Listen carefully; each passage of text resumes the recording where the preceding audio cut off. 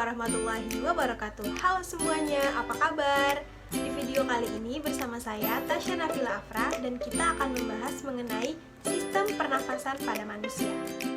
Melalui video ini, adik-adik diharapkan dapat memahami konsep sistem pernafasan pada manusia, organ-organ yang berperan, dan juga memahami mekanisme dari sistem pernafasan pada manusia. Udah pada nggak sabar kan? Keep watching!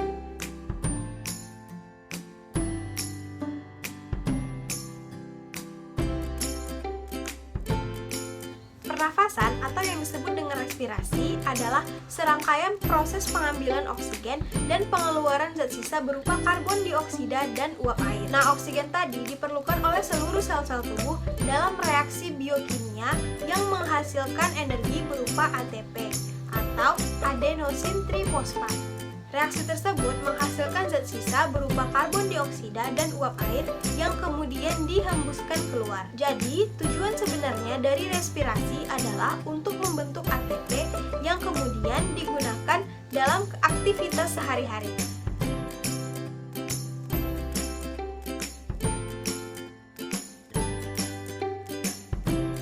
Dalam melakukan pernafasan, kita membutuhkan alat-alat pernafasan atau yang disebut dengan organ. Apa saja alat-alat pernafasan itu? Alat-alat pernafasan atau yang disebut dengan organ pernafasan terbagi atas hidung, tenggorokan, dan paru-paru. Yang pertama, hidung. Perjalanan udara memasuki paru-paru dimulai ketika udara berada di hidung. Di rongga hidung, udara disaring oleh rambut-rambut halus. Kedua, tenggorokan. Setelah melewati hidung, udara akan memasuki tenggorokan sebelum menuju paru-paru. Udara melewati 3 saluran, faring, laring, dan trakea. Yang ketiga, paru-paru. Sebelum diproses di paru-paru, udara akan melewati saluran yang bercabang 2. Kedua cabang tersebut dinamakan dengan bronkus. Bronkus memiliki cabang yang lebih kecil yang disebut dengan bronkeolus. Bronkeolus akan berakhir pada alveolus. Alveolus berfungsi sebagai pertukaran karbon dioksida dan uap air dengan oksigen. Setiap kita bernafas, udara segar yang mengandung oksigen masuk ke paru-paru. Oksigen ini kemudian akan diedarkan ke seluruh bagian tubuh melalui pembuluh darah. Dan di saat yang bersamaan, karbon dioksida dikeluarkan keluar tubuh melalui paru-paru.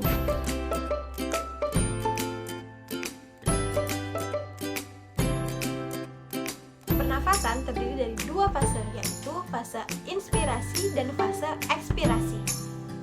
Fase inspirasi adalah proses memasukkannya oksigen ke dalam tubuh, sedangkan fase ekspirasi adalah proses pengeluarannya karbon dioksida dari dalam tubuh.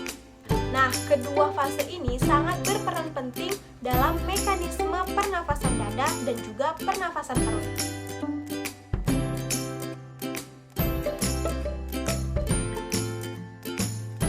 Seperti yang sudah disebutkan sebelumnya, terdapat 2 jenis pernafasan pada manusia, yaitu pernafasan dada dan juga pernafasan perut. Pada pernafasan dada, fase inspirasi berupa otot antar tulang rusuk yang berkontraksi, sehingga rongga dada membesar dan tekanan dalam rongga dada menjadi lebih kecil daripada tekanan di luar, sehingga oksigen dapat masuk. Pada fase ekspirasi, kembalinya otot antar tulang rusuk ke posisi semula, diikuti dengan turunnya tulang rusuk sehingga rongga dada menjadi lebih kecil. Akibatnya, tekanan di dalam rongga dada menjadi lebih besar. Pada pernafasan perut, pada fase inspirasi, otot diafragma berkontraksi sehingga diafragma mendatar. Akibatnya, rongga dada membesar dan tekanan menjadi lebih kecil, sehingga oksigen dapat masuk. Pada fase ekspirasi, terjadinya relaksasi otot diafragma, yaitu kembali ke posisi semula, sehingga rongga dada menjadi lebih kecil dan tekanan menjadi lebih besar. Akibatnya, karbon dioksida keluar dari paru-paru. Setelah adik-adik mengetahui mekanisme dan fase pada pernafasan manusia, sekarang kita masuk kepada bagian gangguan pada pernafasan.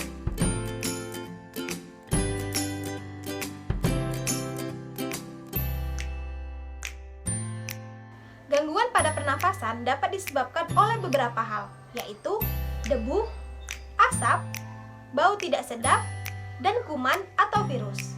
Beberapa penyakit yang sering menyerang sistem pernafasan pada manusia seperti influenza, flu burung, dan TBC paru-paru. Itu dia seputar sistem pernafasan pada manusia. Yang pertama mengenai pengertiannya, yaitu proses menghirup oksigen dan pengeluaran zat sisa berupa karbon dioksida dan uap air. Kemudian kita juga membahas mengenai organ-organ pada pernafasan, yaitu hidung, tenggorokan, dan paru-paru. Lalu kita juga membahas mengenai fase pada pernafasan, yaitu ada fase inspirasi dan fase ekspirasi. Kemudian dua jenis pernafasan, yaitu pernafasan dada dan pernafasan perut. Nah, sekarang adik-adik sudah mengerti kan bagaimana proses yang terjadi dalam tubuh kita ketika kita bernafas? Untuk adik-adik semua, tetap semangat ya, dan terus jaga kesehatan, jangan sampai sistem pernafasannya terganggu. Saya Tasya Nafila Afra, pamit undur diri, sampai ketemu pada materi selanjutnya. Assalamualaikum warahmatullahi wabarakatuh.